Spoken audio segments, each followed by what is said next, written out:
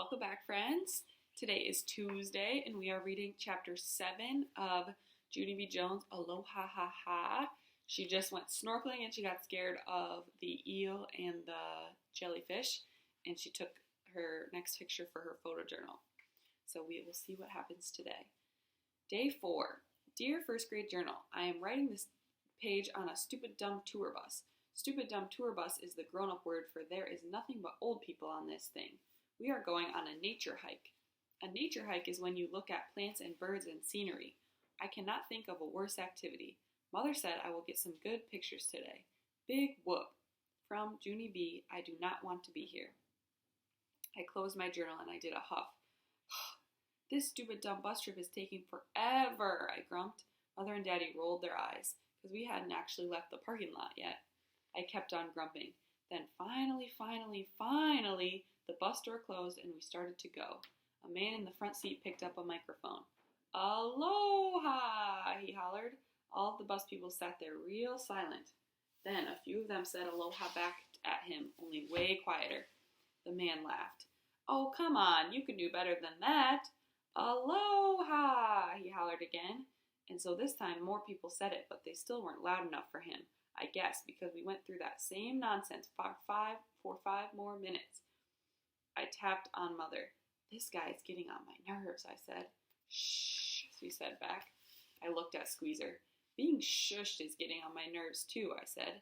The man kept talking. He said his name is Donald, and he will be our nature guide today. I did a little sigh. Little children do not like nature, I said.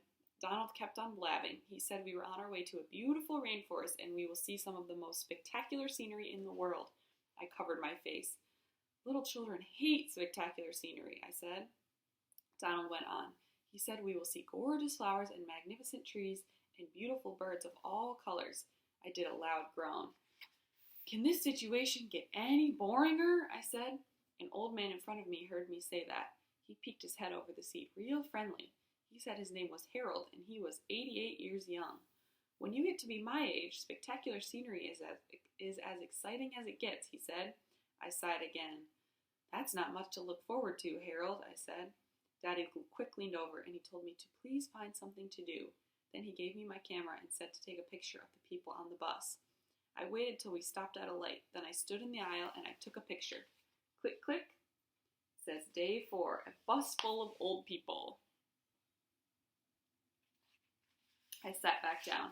That picture will go nicely with my other embarrassing photojournal pictures, I said. Room 1 is going to laugh me right out of show and tell. After that, Mother snatched my camera away and she said maybe I needed a nap. I covered my ears. Yeah, only how can I even sleep with all of Donald's yakking going on, I said. That man would not stop, I tell you. He told us the names of a million jillion Hawaii birds and a million jillion Hawaiian flowers. Plus also he talked about pineapples and coconuts and bananas and papayas. Then Donald took a big breath and he started talking about tuna fish. I threw my hands in the air. For the love of Pete, someone take his microphone away, I hollered. Mother did a gasp at that comment. Daddy did a gasp too. I quick covered my mouth, but it was too late. All the bus people were stretching their necks to look at me. Junie B., what on earth has gotten into you today? Asked Mother. I slumped way down. Sorry, Mother, sorry, but I've got stress in my head because I really need an exciting picture for my photojournal. Only what kind of exciting picture can you get on a stupid dumb nature walk with old people? I stopped and looked over the seat. No offense, Harold, I said. None taken, he said back. It's just that I'm running out of time, I explained. Aren't we all, said Harold. Mother sat me down again. Well, I can promise you one thing, Junie B., she said. If you go on this hike with a bad attitude, nothing good will happen. But if you keep an open mind, you might be surprised. Sometimes nature can be very exciting. I slumped down even more. Yeah, right. Exciting, I said. I turned and looked out the window. I don't care what she says. Nature is not exciting, not even if it's in paradise. The bus trip took forever, it seemed. But finally, at last, the driver turned a corner and we pulled into a parking lot. We're here, said Donald. Welcome to our beautiful Hawaiian rainforest. I sprang up like a spring. Then I ran outside and I sniffed real deep. Fresh air, fresh air. I thought I would never breathe again, I said. Pretty soon Donald gathered all the bus people around him. He gave us a nature guidebook, and he told us the hiking rules. Hiking rule number 1, he said, please stay on the hiking trail and do not wander off on your own. He went on. Hiking rule number 2, please do not disturb the natural vegetation. And hiking rule number 3, please be respectful of nature and speak in quiet voices. I looked at Squeezer and rolled my eyes. Wonderful, another quiet voice day, I grouched. After that, all the bus people lined up behind Donald, and we started hiking down the trail.